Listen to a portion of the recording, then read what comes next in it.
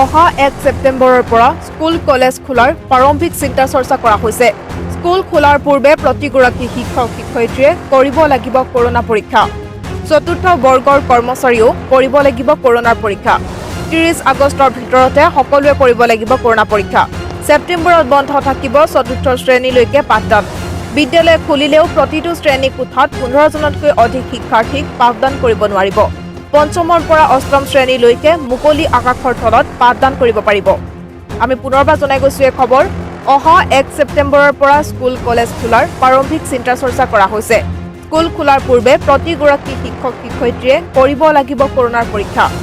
চতুৰ্থ বৰ্গৰ কৰ্মচাৰীয়েও কৰিব লাগিব কৰোনাৰ পৰীক্ষা আৰু 30 আগষ্টৰ ভিতৰতে কৰিব লাগিব কৰোনা পৰীক্ষা। ছেপ্টেম্বৰ মাহত বন্ধ থাকিব চতুৰ্থ শ্ৰেণীলৈকে পাঠদান। বিদ্যালয় খুলিলেও প্ৰতিটো শ্ৰেণী কোঠাত 15 জনতকৈ অধিক শিক্ষাৰ্থীক পাঠদান কৰিব নোৱাৰিব। পঞ্চমৰ পৰা অষ্টম শ্ৰেণীলৈকে মুকলি আকাশৰ তলত কৰিব পাৰিব পাঠদান। আৰু এই কথা সংবাদমেলৰ জৰিয়তে ঘোষণা কৰিলে স্বাস্থ্য মন্ত্ৰী হিমন্ত বিশ্ব শৰ্মাই। 1 ছেপ্টেম্বৰৰ পৰা বিদ্যালয়সমূহ খোলাৰ বাবে আমি প্ৰাৰম্ভিক চিন্তা চৰ্চা আৰম্ভ কৰিছোঁ। মই প্ৰাৰম্ভিক শব্দটো এইকাৰণে কৈছোঁ যে এই ক্ষেত্ৰত চূড়ান্ত নিৰ্ণয় ভাৰত চৰকাৰে ল'ব। কাৰণ লকডাউনৰ প্ৰথম যিটো ঘোষণা যে ভাৰত চৰকাৰে ক্লিয়াৰ নকৰালৈকে আমি বিশেষ একো কৰিব নোৱাৰোঁ, কিন্তু যিহেতু ভাৰত চৰকাৰে 31 আগষ্টলৈকেহে স্কুল কলেজসমূহ বন্ধ থাকিব বুলি তেওঁলোকে কৈছে, গতিকে আমি 1 ছেপ্টেম্বৰৰ পৰা নিজক মানসিকভাৱে সাজু কৰিব খুজিছোঁ। এইটো কোনো ঘোষণা নহয়, এটা প্ৰাৰম্ভিক চিন্তা চৰ্চা। আমি কেনেকৈ কৰিব খুজিছোঁ আপোনালোকক এটা আভাস দিব খুজিছোঁ। 30 আগষ্টৰ ভিতৰত ৰাজ্য চৰকাৰৰ অধীনত কাম কৰা শিক্ষক শিক্ষয়িত্ৰী অধ্যাপক অধ্যাপিকা সকলোৱে বাধ্যতামূলকভাৱে কৰোনা টেষ্ট কৰিব লাগিব। তেওঁলোক যেতিয়া প্ৰথম দিনা স্কুলত যাব, শিক্ষা আৰু স্বাস্থ্য বিভাগে একেলগে কাম কৰিব। তেওঁলোকৰ প্ৰত্যেকজনৰে কৰোনা টেষ্টৰ ৰিজাল্ট ৱেবছাইটত থাকিব, যাতে গাৰ্জেনসকলে মনত সাহস পাব পাৰে। সেইকাৰণে প্ৰথম দিনাখন স্কুলত যোৱাৰ সময়ত ৰাজ্য চৰকাৰৰ অধীনত কাম কৰা প্ৰত্যেকগৰাকী শিক্ষক শিক্ষয়িত্ৰী অধ্যাপক অধ্যাপিকা চতুৰ্থ শ্ৰেণীৰ কৰ্মচাৰী সকলোৱে কম্পালচৰি, মই ৱৰ্ডটো ইউজ কৰিছোঁ, মেণ্ডেটৰিলি তেওঁলোকে কৰোনা টেষ্ট কৰিব লাগিব। আৰু টেষ্টটো এনেকুৱা হ'ব নালাগে যে আজি কৰা test. The test will be of the last one week. 23 আগষ্টৰ পৰা 30 আগষ্টৰ ভিতৰত এই কৰোনা টেষ্ট হ'ব লাগিব। নাম্বাৰ 1। নাম্বাৰ 2, ক্লাছ 4লৈকে স্কুল কলেজ বৰ্তমান এই স্কুল খুলিব আমি খোজা নাই। ক্লাছ 4লৈকে কমপ্লিটলি বন্ধ থাকিব ছেপ্টেম্বৰ মাহটো। আপ টু ক্লাছ 4 একো নহ'ব। তেওঁলোক য'ত আছে যেনেকৈ আছে ক্লাছ 4লৈকে আমি আৰম্ভ নকৰোঁ। প্ৰাইভেট চব এইটো this is guideline for everybody. Class 4লৈকে আমি একো নকৰোঁ। 5, 6, 7, 8 এই 4টা বৰ্ষ, এই 4টা বৰ্ষৰ শিক্ষকসকলে, প্ৰধান শিক্ষকসকলে গাঁৱৰ খেলপথাৰ বা কোনোবা মানুহৰ যি চোতাল উইদাউট তেওঁলোকক স্কুলত আনিব নোৱাৰিব। 5, 6, 7, 8 এই 4টা শ্ৰেণীৰ ল'ৰা ছোৱালীয়ে কোনো ৰুমৰ ভিতৰত নানিব।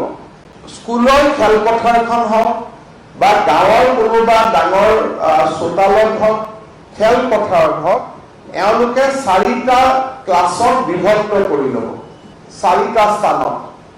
আৰু এটা সময়ত 15জন ল'ৰা বা ছোৱালীক তেওঁলোকে শিক্ষাদান কৰিব। আৰু কোনোবা ল'ৰা ছোৱালী যদি নিজৰ স্কুলখনলৈকে নগৈ, সেই স্কুলখন অলপ দূৰত, গাঁৱৰ এই ব্যৱস্থাটোত অংশগ্ৰহণ কৰিব খোজে, তেওঁলোকেও অংশগ্ৰহণ কৰিব পাৰিব। তাৰপিছত আহিলে 9, 10, 11, 12। 9 আৰু 11 এই দুটা ক্লাছ স্কুলত হ'ব। 1 ছেপ্টেম্বৰৰ পৰা 9 আৰু 11 সপ্তাহত 2 দিন এওঁলোক আহিব আৰু স্কুলতে ক্লাছ আৰম্ভ হ'ব 9 আৰু 11 স্কুল 6 দিন চলিব সোমবাৰৰ পৰা শনিবাৰলৈকে 2টা দিন এওঁলোকক মাতিব 9 আৰু 11 আৰু টিচাৰ সকলে এটা ৰুমত 15 জনতকৈ বেছি বহিব নিদিয়ে তেওঁলোকে সেকশন কৰি দিব যত যদি 50টা ল'ৰা আছে 3টা সেকশন কৰি দিব যেহেতু মাত্ৰ 2টা ক্লাছে হ'ব 9 আৰু 11 10 আৰু 12 4 দিন হ'ব 4 days যদি সোমবাৰ আৰু শনিবাৰ 9 আৰু 11ক মাতিব 10 আৰু 12ক মঙ্গল বুধ বৃহস্পতি শুক্ৰ মাতিব 4 দিন আৰু 10 আৰু 12কো এনেকে সেকশন কৰি লোৱা হ'ব এটা ৰুমত 15 জনতকৈ নাথাকিব আৰু ডিউৰেচন অনলি 2 hours 2 ঘণ্টাতকৈ বেছি নহব 3 hours 9টাত আৰম্ভ কৰিলে 12টাত শেষ কৰি দিব 12টাত ক্লাছ 9টোক পঠাই তাৰ পিছতহে তেওঁলোকে 11ক মাতিব তো 9 আৰু 11 দেখা দেখি হ'ব নোৱাৰে ঠিক তেনেকে 10 আৰু 12 দেখা দেখি হ'ব নোৱাৰে 9 যদি ৰাতিপুৱা কৰিব 11 পিছবেলা কৰিব 10 যদি বাকি 4 দিন 10 যদি ৰাতিপুৱা কৰিব 12 পিছবেলা কৰিব মই এটা উদাহৰণ স্বৰূপে ধৰি দিছো যে সোম আৰু মঙ্গলবাৰ 9 আৰু 11 9 আগবেলা সোমবাৰেও আগবেলা মঙ্গলবাৰেও আগবেলা 11 সোমবাৰেও পিছবেলা মঙ্গলবাৰেও পিছবেলা 10 বুধ বৃহস্পতি শুক্ৰ শনি 10 আগবেলা কৰিব আৰু বুধ বৃহস্পতি শুক্ৰ শনি 12 পিছবেলা কৰিব কলেজ সমূহতো 3-year ডিগ্ৰী কোৰ্সৰ ফাইনেল সেমিস্টাৰটোৰ ক্লাছ আৰম্ভ হ'ব অনলি দা ফাইনেল সেমিস্টাৰ ইয়াত কোনোবা এজন যদি পলিটিক্যাল সায়েন্সৰ ষ্টুডেন্ট আছে তেওঁ যদি গুৱাহাটীত আহিব নোৱাৰে ঘৰ যদি নগাঁও তেওঁ নগাঁও কলেজতো কৰিব পাৰিব